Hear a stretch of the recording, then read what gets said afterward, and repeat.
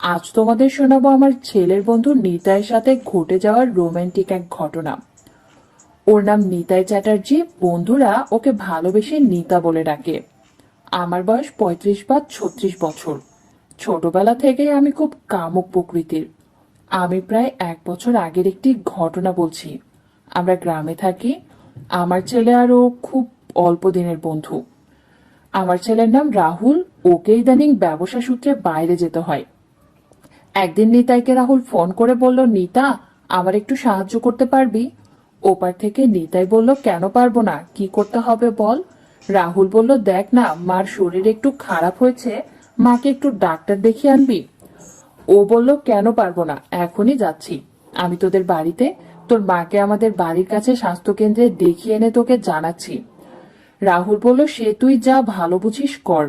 ও এবার আমাদের বাড়ির দিকে রওনা দিল। এই প্রসঙ্গে বন্ধুরা তোমাদের জানিয়ে রাখি আমার সম্বন্ধে। আমার বয়স 37 বছর, সেটা আগেই বলেছি। মাঝারি উচ্চতা, স্বাস্থ্য মোটামুটি ভালো, কিন্তু মোটা নই। গঠন দেখে মনে হবে সারাক্ষণ আগুন জ্বালিয়ে রাখি। আমার প্রতি ওর যে আকর্ষণ ছিল তা নয়, কিন্তু ওর সাথে আমার আকস্মিক ও দীর্ঘায়িত ভালোবাসার সম্পর্কের কথাই আমি আজ বলবো।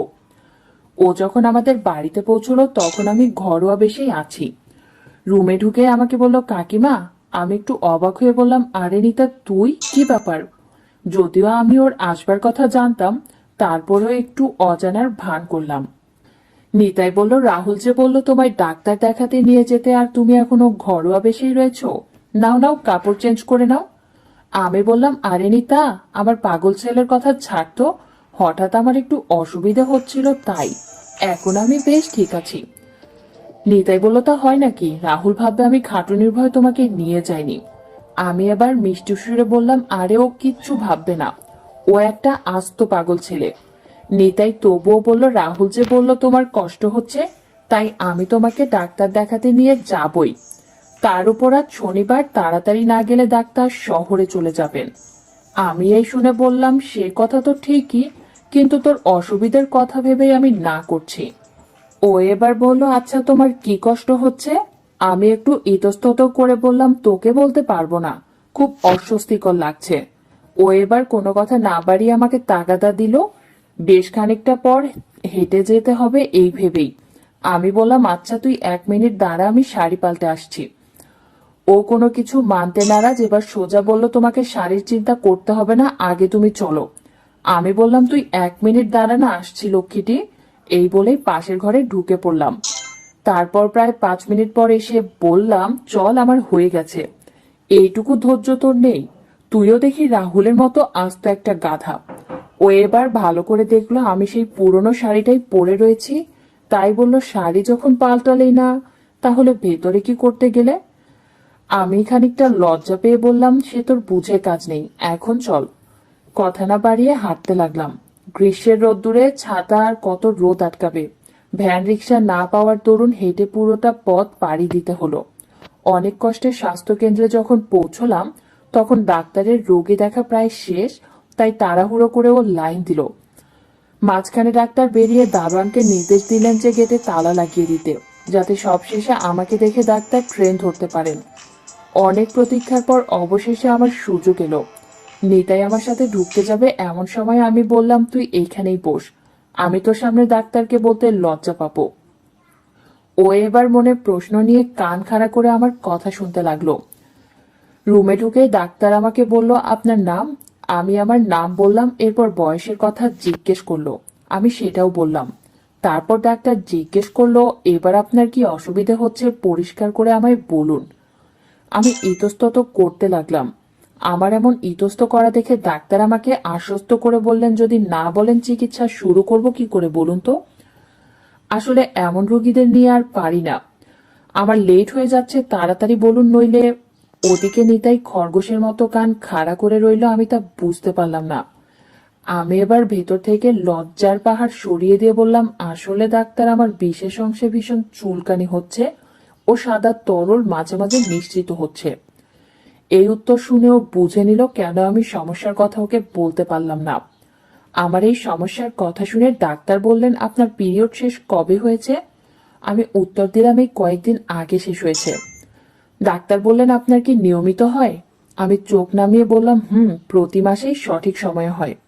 এবার ডাক্তার বললেন, ঠিক আছে, চিন্তা করবেন না, আমি পরীক্ষা করে দেখব, আপনার বাথরুম করে ভালো করে পরিষ্কার হয়ে আসুন। আমি এই কথা শুনে একটু দ্বিধাগ্রস্ত হয়ে বললাম, না মানে এমনি কি ওষুধ দেওয়া যাবে না? ডাক্তার বললেন, দেওয়া কেন যাবে না, কিন্তু না দেখে ওষুধ দিলে পরে জটিলতা সৃষ্টি হতে পারে। তখন আবার আমায় দোষারোপ করবেন আর আমার দুর্নাম হবে পুরো এলাকায়। কি আর করার, উপায় না পেয়ে নরম কণ্ঠে বললাম, আচ্ছা আপনি দেখে তবেই ঔষধ দিন, আমি চাই এটা যেন ভালো হয়ে যায়। এবার ডাক্তার মশাই যা বলল তাতে আমি একেবারে হতবাক হয়ে পড়লাম। ডাক্তার বললেন, কিছু মনে করবেন না, আমার যে নার্স মেয়েটি থাকে সে আজ ছুটিতে। আপনারও আমার নিরাপত্তার স্বার্থে আপনার সাথে যে ছেলেটি এসেছে সে এই ঘরে এসে বসুক। আমি এবার থতমত খেয়ে বললাম, না না, সে কি কথা, আমি যে ভীষণ লজ্জা পাবো, আপনি প্লিজ অন্য কোনো উপায় বের করুন। ডাক্তার আমাকে আশ্বস্ত করে বললেন, ও এসে বসুক না, আমি বলছি আমি একাই আপনার পরীক্ষা করব। আমি এবার আরো ইতস্তত বোধ শুরু করলাম। আমার এমন কাঁচুমাচু হাবভাব দেখে ডাক্তার কাতর হয়ে বললেন, আপনার জন্য আমার ট্রেন মিস হয়ে যাবে, দয়া করে টাইম নষ্ট করবেন না, আমার সময় মতো যেতে হবে, নইলে ওখানের রোগী সব অতিষ্ঠ হয়ে পড়বে। কি এক ঝামেলায় পড়লাম। মনে মনে ভাবলাম, শালা কেন যে মেয়ে হয়ে জন্মেছি, এর চেয়ে কাঠ হয়ে জন্মানো ভালো ছিল, তাহলে আজ এই লজ্জাকর অবস্থায় পড়তে হতো না। ভগবান যে কেন আমায় মেয়ে বানালো। এবার আমি অনিচ্ছা সত্ত্বেও মত দিলাম। আমি বললাম, নিতা একবার ভেতরে আসবি? ও দরজার পাশ থেকে দূরে সরে গিয়ে সাড়া দিল, হ্যাঁ আমি আসছি কাকিমা। ভেতরে ঢোকার পর ডাক্তার বললেন, তুমি বসো, আমি এনার পরীক্ষা করব পর্দার উপরে। এরপর ডাক্তার আমার দিকে ফিরে বললেন, আপনি নিশ্চিত থাকুন আর বেডে গিয়ে শুয়ে পড়ুন। ও এমন জায়গায় বসেছিল যে শতজীর্ণ পর্দা থাকা সত্ত্বেও বেড প্রায় পরিষ্কার দেখা যাচ্ছিল, কারণ বেডের পাশে জানলা ছিল পরীক্ষার সুবিধার্থে। ও দেখলো আমি পর্দার আড়ালে গিয়ে ইতস্তত করে আস্তে আস্তে শাড়ি গুটিয়ে নিলাম। কিছুক্ষণ পরে ডাক্তার বলল, আসলে আপনার নিয়মিত না করার ফলে সংকুচিত হচ্ছে, আপনি স্বামীর সাথে নিয়মিত সম্পর্ক স্থাপন করুন, আর আপনি এত চুল রাখবেন না, তাতে আপনারই অসুবিধা হবে। আমি ওষুধ লিখে দিচ্ছি, নিয়মিত খেলে আপনার অসুবিধে দূর হয়ে যাবে। আর ওসবের পরিবর্তে দামি ওষুধ খাবেন, এতে আপনাদের আরো আনন্দময় হবে। কাজের সময় পর্যাপ্ত পরিমাণ ঘাম বের হয়ে গেলে এই রোগ তাড়াতাড়ি সেরে যাবে। বন্ধুরা, আজ এই পর্যন্তই। কেমন লাগলো আজকের গল্প তা কমেন্টে জানাও। এরকম আরো নতুন গল্প শুনতে চাইলে আমার চ্যানেলটি সাবস্ক্রাইব করতে ভুলবেন না। ধন্যবাদ।